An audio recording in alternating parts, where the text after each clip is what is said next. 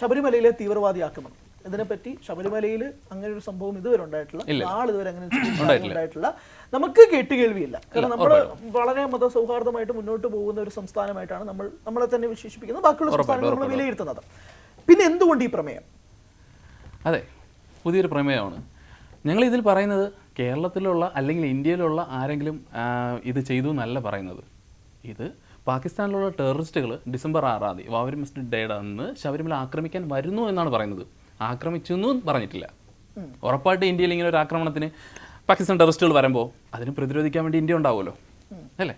Indian സൈന്യം ഉണ്ടാവുമല്ലോ, അല്ലെങ്കിൽ അതിൻ്റെ ഒരു വിങ് ഉണ്ടാവുമല്ലോ. അതുകൊണ്ട് നമ്മൾ സിനിമയിൽ കാണിച്ചിട്ടുണ്ട്. ഈ പരാമർശം നടത്തുന്നവർ ഉറപ്പായിട്ട് കുറച്ച് ആൾക്കാർ മാത്രമാണ് ഇതിനെതിരെ പരാമർശം കൊണ്ടുവരുന്നത്, അല്ലേ? സംഭവിക്കുന്നു അല്ലെങ്കിൽ അത് ആൾക്കാരുടെ ഇടയിൽ തമ്മിൽ അടി ഉണ്ടാക്കരുത് എന്നൊക്കെ പറയുന്നത്. നിങ്ങൾ സിനിമ കാണുക. ഡിസംബർ 12 സിനിമ വരുന്നുണ്ട്. ഞങ്ങൾ എന്താ സിനിമയിൽ പറയുന്നതെന്ന് നിങ്ങൾ നോക്കുക. അല്ല, സിനിമയ്ക്ക് മുമ്പേ ഇങ്ങനെ ഒരു സംഭവം പറയുന്നതിനോട് അല്ല, സംവിധായകന്റെ വാക്കുകൾ കൂട്ടിയതുകൊണ്ടാണ്. അത് ഞാൻ ഇത് എന്താ ഞാൻ സിനിമ പറയുന്നതെന്നാണ് പറഞ്ഞേക്കുന്നത്.